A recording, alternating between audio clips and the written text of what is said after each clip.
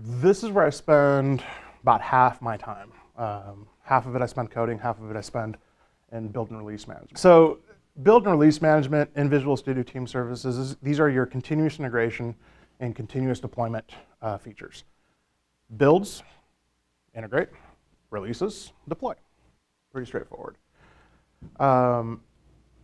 This is one of those where from a DevOps team, and I'm gonna say that in air quotes too or whatnot, this is where you get rid of all of the tedious, monotonous stuff that you need to do, right? So you've got somebody who commits a build, it's in development, we need to move it to the QA environment. Great, somebody's got to go out, pull down the code, build it, package it, copy that to a file server, go to the QA server, format the box, install SQL Server, IIS, deploy the packages out there, make sure the configuration files are right. And now that they're there, somebody can go and manually test it, or we can run some automated tests on it, but you got to do all that. And then once that's there, you get a release manager that reviews the results from the QA testing. They say, yeah, you know what, this is good. I think we're ready to move this into staging for UAT. Cool, so that same person that put all those bits out there goes over to the staging servers, formats the staging servers, installs SQL Server, you've seen the repetitive nature here, installs IIS, installs the bits, configures the bits, and says it's ready. A lot of room for error. So continuous integration, this is where, and continuous deployment, this is where you can automate all of that. So with the push of a button, you can move it through this environment. You can automate the release approvals. So we release to the QA environment. We're gonna run a set of automated UI tests, and we're gonna run a set of integration tests, and we're gonna run a set of whatever other automated tests that we have, load tests, stress tests. Especially being in the cloud, we can actually create a QA environment that is of performance scale, run it for 5 minutes, shut it down so we only pay for 5 minutes, not have to invest on a whole new set of infrastructure that's going to live forever that we're only going to use for 32 minutes out of a year. It does make a lot of business sense. If it all passes, you can actually have a gate on there that automatically says, hey, all of my tests pass, go to the next setup, and it automates that whole process. And you may even do that all the way out to production. It's gone through all the tests, it's gone through staging, it's gone through all the approvals, gets all the way out there. So developer commits, goes live. That's really what I want to do.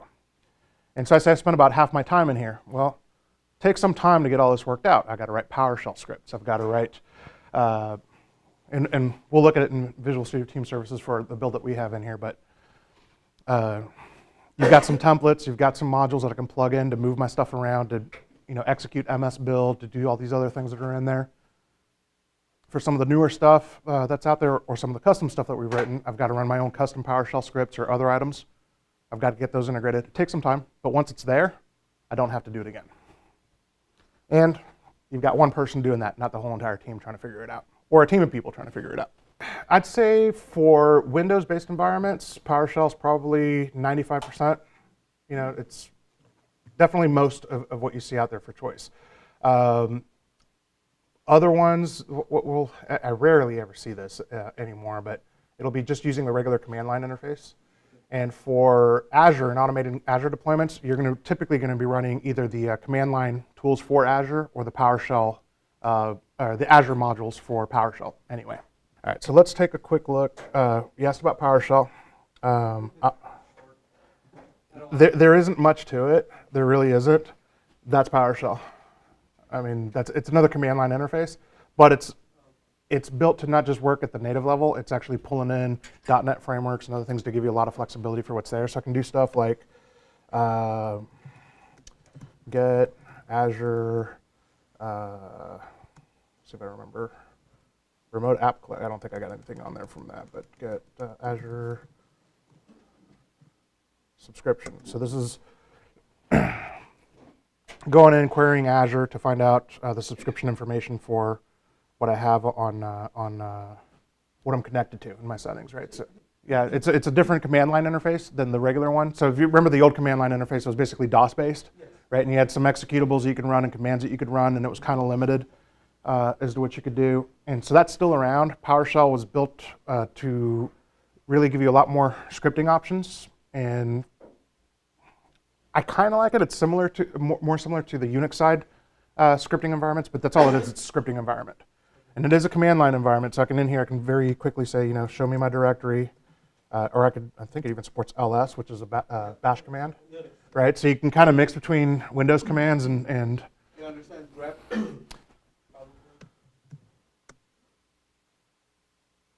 No, grep is not recognized as a commandlet. But yeah, it's not full Unix here, but it gives you a little something extra as far as what you can do. Thank you. I think about between 80 to 90% for deployments and automation, especially in IT organizations, it's going to be PowerShell scripted. The reason IT loves this so much is you can actually you can do privilege management within PowerShell. So I can elevate permissions to a certain level, where in Bash, you have two options. You're either administrator or you're not, right? So I either give you the keys to the kingdom or I give you nothing. In PowerShell, I can say, oh, you need keys to my garage? Cool, here's the keys to my garage. You need keys to the bank safe where I'm hiding $50 million? No, I'm not giving you that, right? So that's one of the powers from PowerShell from an ops perspective, right? It gives you a lot more granular control as to the permissions you grant the scripts as they execute. And you do it at the object level, not as the person who's, and you can do it as the person who's executing them, but it's at the execution level and runtime of the scripting language. So let's take a look at build management.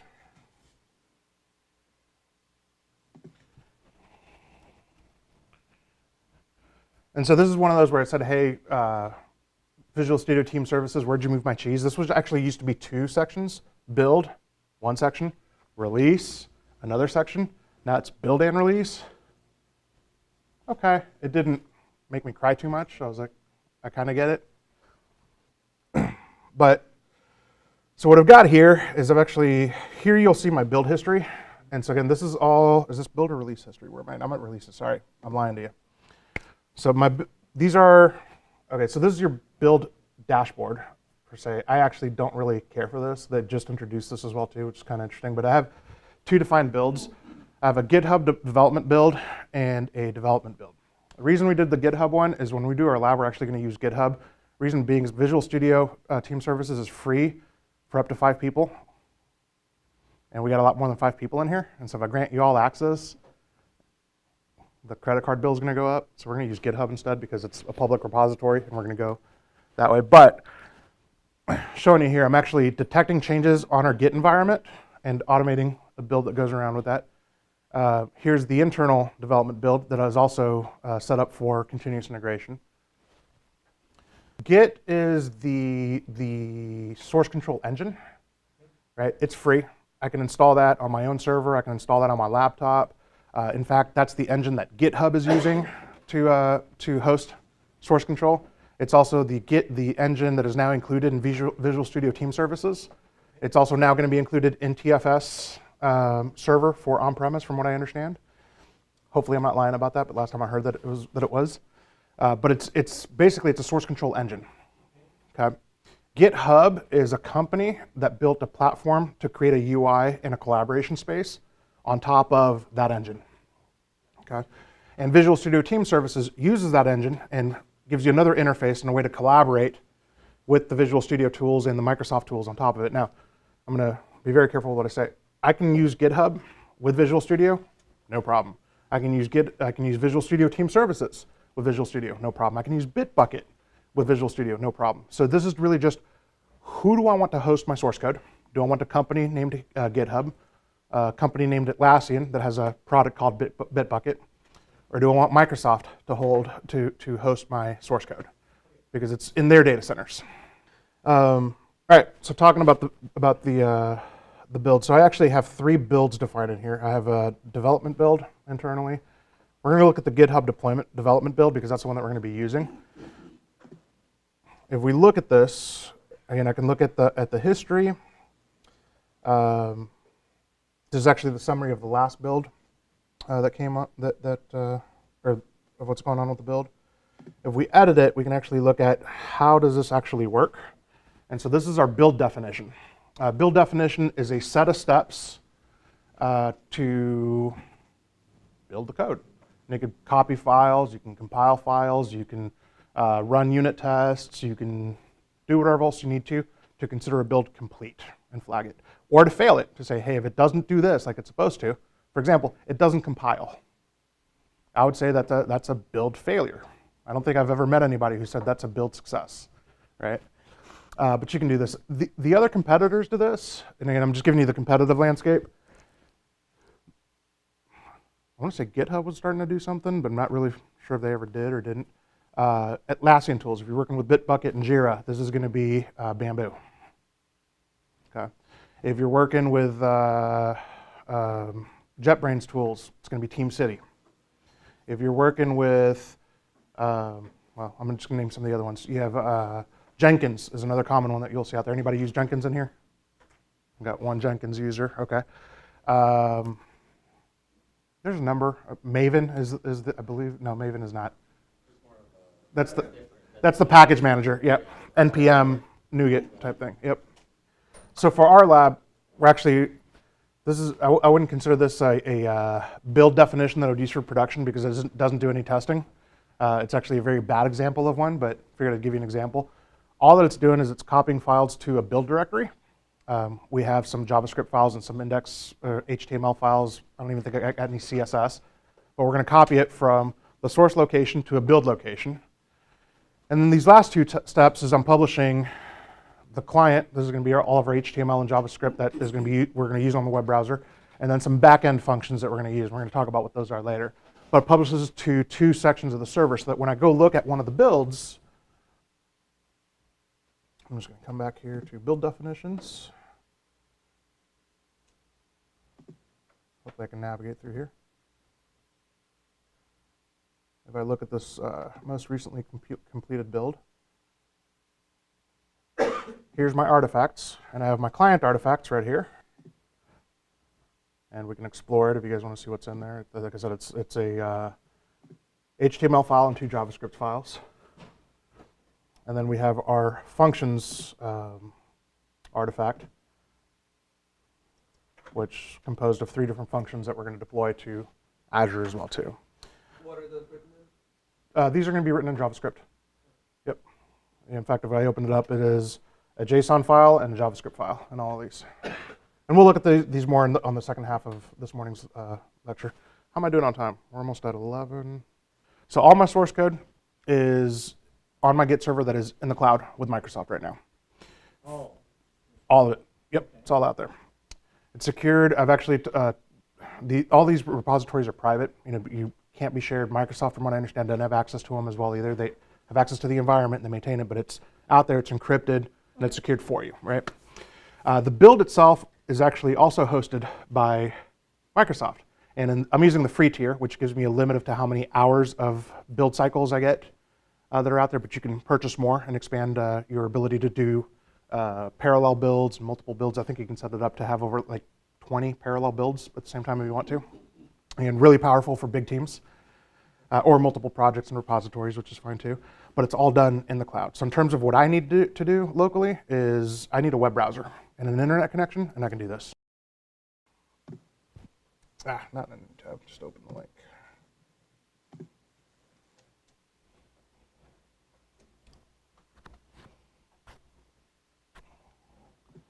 All right, so in here, this is the general settings for my build definition. In here, you have this concept of demands. And in here, I can go in and say, hey, I have a new demand for this.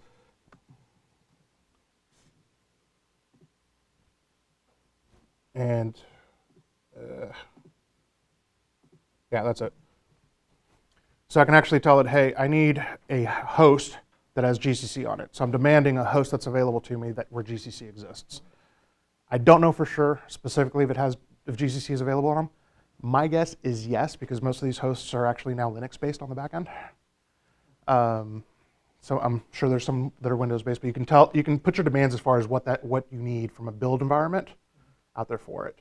And as far as your build targets, that's going to be based on like your architecture. If you're doing 64-bit versus 32-bit, you're actually going to pass that in as a variable into the build. So you're going to have a 32 build specification with the variables to do your 32-bit output, or you're going to have 2 build steps. One that builds your 32-bit, say, and you'll pass the parameters into GCC to say, give me my 32-bit build, and another step that'll say, and put it in this directory, and then you're going to have another step that'll say, execute GCC with the 64-bit architecture parameters and put it into this other directory.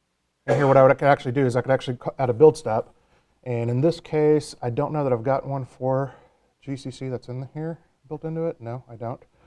But I could, in theory, add a command line argument, and in here I could come in and say, hey, once you've, and again, I could move this. This could be my first step if I wanted to.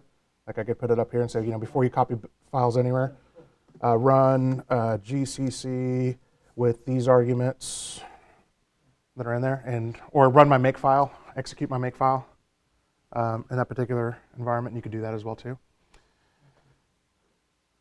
Yeah, good questions. Any other questions as far as the build definition before we move on? I see the save there. What does this, can you save this locally and how does it get saved? Can I save this locally and how does it get saved? This up here. No, this is, it's up there. This is yeah, this is on their server. This is where I'm putting in all the steps. I don't know if there's actually a way to export this. I've never had to do it, never had a need for it, to be honest with you. But it's basically, I'm coming in here and I can add new steps to this build, and I could save it so that all new builds start using those new build steps. Or I could save it as a draft and not necessarily apply it yet, or I could copy the build and create a different one that has different triggers that are on there. And you'll notice the triggers that I have on this one, it's actually set up for continuous integration. And I'm asking it to listen to, I got a copy of this repository on GitHub. So it's listening to GitHub, looking for changes. And when there's a set of changes, I've got some exclusions and inclusions. I'm actually telling it, look at my develop branch. When there is a change in the develop branch, pull that down and build it. That's what's triggering the build. Any other questions about builds before we go to releases? Okay. So releases are very similar to builds, except they have a different purpose.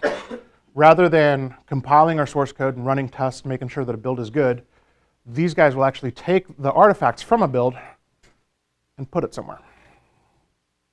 In this particular case, and we'll look at one of the builds here, we have this GitHub development release. And the only reason that I called this different than the other one is because of the triggers that are on it.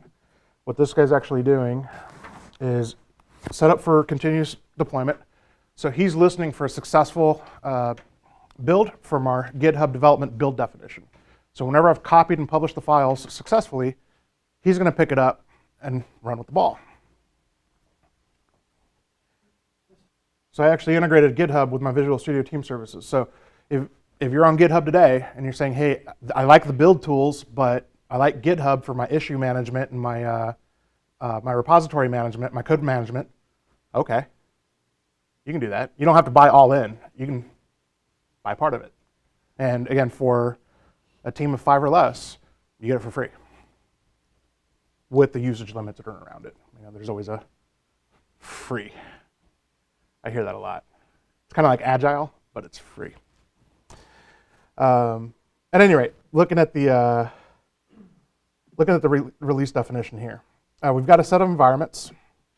So you have environments and then tasks per environment. So this is where I would say, here's what I want. Here is my development environment, and what I want it to do is actually, and my development environment is going to be in Azure.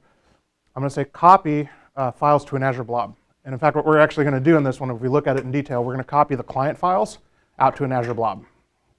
You'll get why when we circle back on it. If that's successful, I could add another environment, let's call it QA or staging or whatever I want to, and you could repeat that process. And in that environment, maybe I'll run a load test. So I'll actually change the process a little bit and add some additional things to do with it before I move it to the next environment. But you can stage this across multiple environments with either manual approvals or automatic approvals. In this particular case, I'm saying I don't need any approval. When we have a good build, you push and you release it to the development environment. That's all this guy is doing. And if we, Like the second step of release? this is the deployment part, right? So the first part was integrating it together, which is the build part. And this is the release part. This is the deployment out to Azure. And in this case, I'm telling it, look at the source in the client, copy it over to our Catapult Austin subscription connection that I have out here, find the Azure blob with this name, and put my files out there. That's all that's doing. And so by doing that, what we're actually going to see as we go into the lab here pretty soon is we're going to write some code we're going to commit it, and it's going to go live. Just like that. And that to me is the real power behind continuous integration, continuous delivery, or continuous deployment, continuous delivery. Going back to our presentation, if you guys are good, everybody good? Okay. Any more questions about build or release management before we go on to our last topic in Visual Studio Team Services? Okay.